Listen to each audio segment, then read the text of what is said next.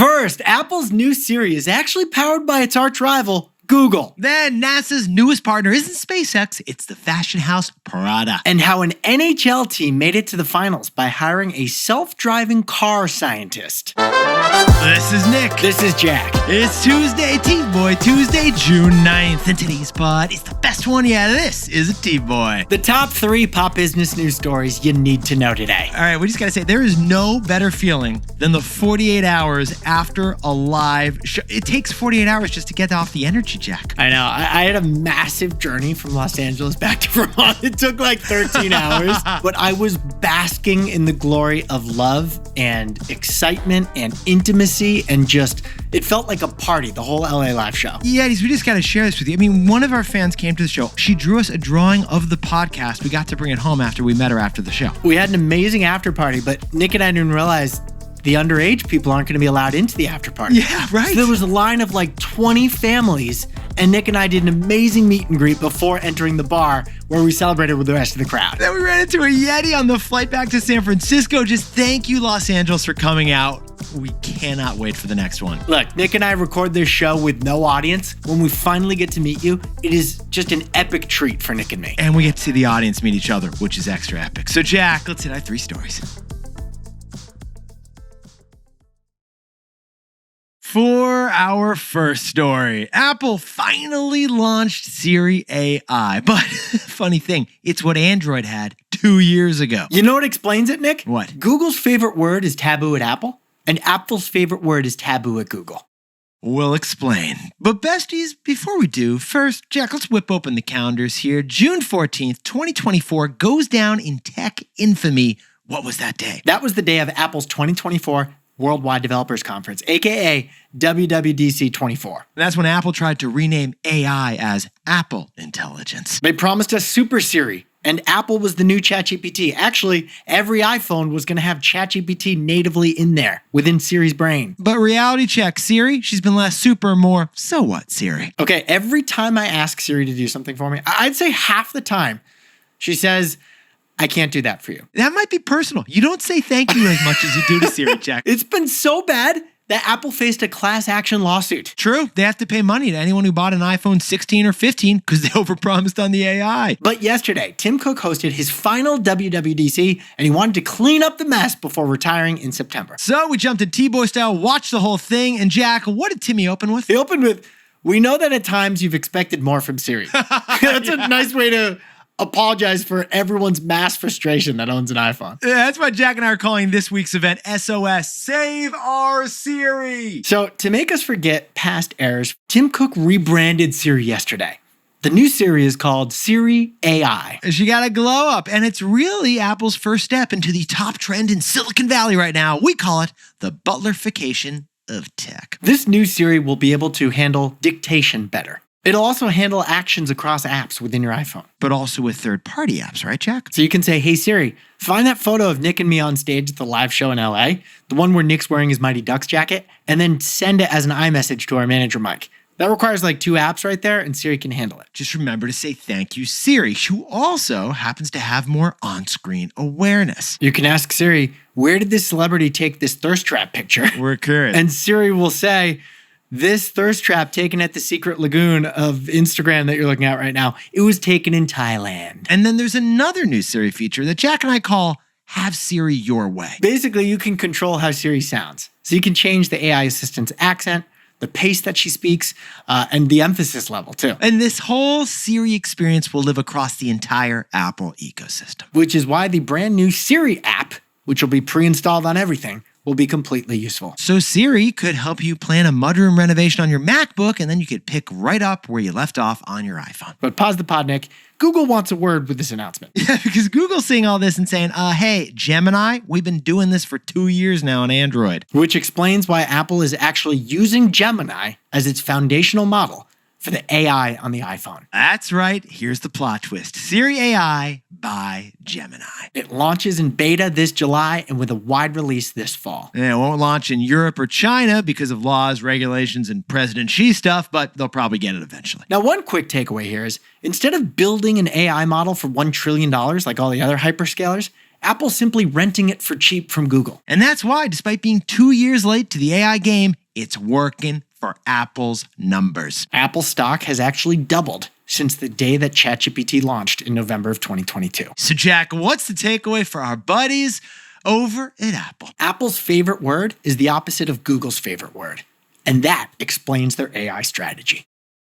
You see, Yetis, every AI company is trying to one-up each other these days with how smart their model is. Now, for enterprise customers, that kind of technical arms race matters because coding is the most productive use of AI so far. But for consumers like us, we don't care how much advanced the AI is. We care how safe it is. And honestly, most consumers want AI to slow down, not speed up. In fact, Jack and I jumped in T-Boy style. We compared the keynote speeches at Google's I.O. event 2 weeks ago to Apple's WWDC event from yesterday. Google said the word agent 34 times in their keynote 2 weeks ago. Apple said the word agent 0 times yesterday. Okay, I got one more, Jack. Apple said the word privacy 20 times, we counted yesterday, while Google said it 0 times in their keynote. Google's AI is all about agentic. Apple's AI is all about privacy. You see, besties, Google is more technologically advanced, and that matters for enterprise AI. Which is what Google's going after. But Apple's is safer. And that's all that matters for consumer AI. For our second story, NASA's newest deal, it isn't with SpaceX, it's with fashion, honey. Prada just partnered with NASA because if you ain't first, you're last. But Yetis, get those calendars out again because we got a second thing for you to mark in them. And it's 2 years from today. Not a restaurant opening, not a fourth Dune, and not Toy Story 6 either. No. Mark your calendars for the launch of Artemis IV in 2 years, 2028. Early 2028 is when NASA estimates that humans will return to the moon for the first time since 1972. And the goal of this noble mission, Jack, what is it? To spend a week on the lunar South Pole and leave behind the foundation of a lunar base. I'm sorry, this is what we find fascinating, Yetis. The astronauts building the first ever moon station will be in head-to-toe Prada. One small step for man, one giant leap for blue steel. I thought you were going to say high heels. Because here's the news. NASA selected the Italian luxury brand yesterday, Prada, for the spacesuits of the future. I mean, Jack, this does feel like the plot of Zoolander 3. I just got to put that out there. Houston, we have a problem. Yes. Does cashmere protect you at zero gravity, UV rays, and a negative 500 degree Fahrenheit climate? Besties, Jack and I were curious. We jumped in T-Boy style, and the answer is no, it doesn't protect you from that. We should point out, Prada isn't doing the entire spacesuit. That is rocket science. Yes, it is. What Prada is creating is a body-hugging inner garment with ventilation tubes that are knit in for oxygen flow. Basically, you wear smart wool for your base layer, NASA's gonna wear Prada. And this thing better be sweat wicking. But it is huge, besties, because Prada will be the first ever consumer brand with its label to land on the moon. Now, to sprinkle on some context, the luxury industry has been pulled down by gravity recently, but Prada has been a profit standout. Prada, their sales up 9% last year, nearly $1 billion in profit last year. Prada even just acquired their fanciest rival, Versace. Absolutamente. So Prada wants to hit escape velocity, and they're targeting the bucket list leisure activity of the ultra wealthy. We're talking, of course, about space tourism. I don't want to jump out of an airplane someday. No. I want to stay in a rocket ship. Just float, baby. Space tourism, it's basically the new super yacht. If you take a selfie from outer space, that's a flex. Because one trip on Virgin Galactic is going to set you back $750K. But Prada's move here, it's bigger than going after the billionaires of the future who go into outer space. Good point, Jack. Because within the fashion industry, the goal is to be the trendsetter. Or as one NYU business school professor put it, in luxury, it's important to be the first to do something. Or as one not business school professor put it, if you ain't first, you're last. Professor Ricky Bobby. So besties, Prada, they've left Louis Vuitton, Hermes, and Burberry back on Earth as they become the first label on the moon. Although I don't think this deal excludes Calvin Klein underwear from getting into orbit. They're going straight to Mars. They got an exclusivity on Mars, Jack. Or Uranus. So Jack, what's the takeaway for our buddies over at Prada? Say hello to Frontier Marketing, the official blank of space. Yetis, Jack and I love to study business history. And before Abercrombie & Fitch was a teen popped collar and cologne company, they sold adventure clothing. Remember 1892 on your sweatshirt? That's how long they've been around. And Abercrombie & Fitch once sponsored Charles Lindbergh when he was doing the first transatlantic flight on an airplane. Or how about Canada Goose? They sell $3,000 parkas to moms on the Upper East Side now, but they began as an expedition jacket. In the 1980s, they were the official outfitter of scientists doing government research on Antarctica. You see, besties, to become premium or enter the zeitgeist, brands got built in the extremes. These are frontier products, and consumers think if they're good enough for the air, the Arctic, or now space, they must be worth that top dollar price. And now, from SpaceX's IPO to data centers in space, the galaxy is having its biggest moment since dehydrated ice cream, baby. And brands can capitalize on that by being the few curated for it. Besties, in the coming years, what is used in space will sell on Earth. I think there was a Seinfeld episode about this. Remember the pen that works in space, like upside down? If it defies gravity, it makes money. Take the pen! Take the pen! Now, a quick word from our sponsor. For our third and final story, the NHL Final showcase the team from Las Vegas and the team that counts cards. Because the Carolina Hurricanes' best player is a nerd that big tech would kill for. Whip open your calendars again, because there is an absolutely absurd lineup of sporting events this week. You got the NHL and the NBA Finals. Both of them. You have the World freaking Cup in the US, Canada, and Mexico. And it finishes this Saturday with the UFC's Octagon on the White House front lawn. There are basically 8 facets to this Sportsapalooza, and it ends with the Octagon. We're covering a different sport each day this week on the pod because of it. And naturally, we are starting with the greatest sport of all sports. We're starting with hockey. Yeah, his game 4 at the NHL Finals is tonight. You got the Las Vegas Golden Knights, who are leading the Carolina Hurricanes 2-1 so far. But Jack and I, when we talk hockey, we want to talk personnel. Right, Jack? Not the guys in skates, though. The guy in the suit. That's right. We're talking about Eric Tulsky, the Ivy League scientist who turned NHL general manager. Because this guy is Billy Bean, but with a full cup of ice. He's the Einstein of Zambonis, and he has pulled off the ultimate career pivot. Now, if the coach of a sport deals with the day-to-day, the GM deals with the big picture. He or she is the one with the long-term vision. And Eric Tulsky's long-term vision is to challenge the assumptions of hockey with data. What you learn from a young age in hockey is the dump in. When you cross the red line, you're supposed to shoot the puck into the corner of the opposing team's zone so you can then forecheck them. The dump in sounds inappropriate, but it's not. No, it's encouraged. But Eric Tulsky used his bachelor's degree from Harvard and a PhD from Berkeley to disprove that theory we had all been taught. He actually found that you're twice as likely to score if you let the puck handler skate across the blue with the puck instead of shoot the puck across the blue line. That was a huge revelation for the hockey industry. I mean, any strategy change that doubles your chance of scoring, that's revolutionary. But back to our boy Eric. He had a job offer after he got his PhD to work at Apple as a scientist, but instead, he applied to work in sports. Another shocker. It was like Satya Nadella quit in the cloud to go run the offense for the Kansas City Chiefs. His thesis about entering the scoring zone, plus his similarities to the character played by Jonah Hill in Moneyball. That helped Eric get a job at the Carolina Hurricanes Hockey Club in 2013 and eventually become general manager. But that's when things got interesting. Because Jack Tulsky had the hockey knowledge and a chemistry PhD, but he was missing one thing, right, man? And he hired to find that one thing. And now he's in the Stanley Cup Finals. So, Jack, what's the takeaway for our buddies wondering how hockey relates to their career? It's the 70-70-70 rule of excellence. But you can hire one of those 70s. Yetis, remember back in January, Jack and I did a story about Warren Buffett's intense reading. About how Warren Buffett would read so many books, and if you read 3 books, you could become 99th percentile in something. For example, I read the book about the Brooklyn Bridge. It took me like a year.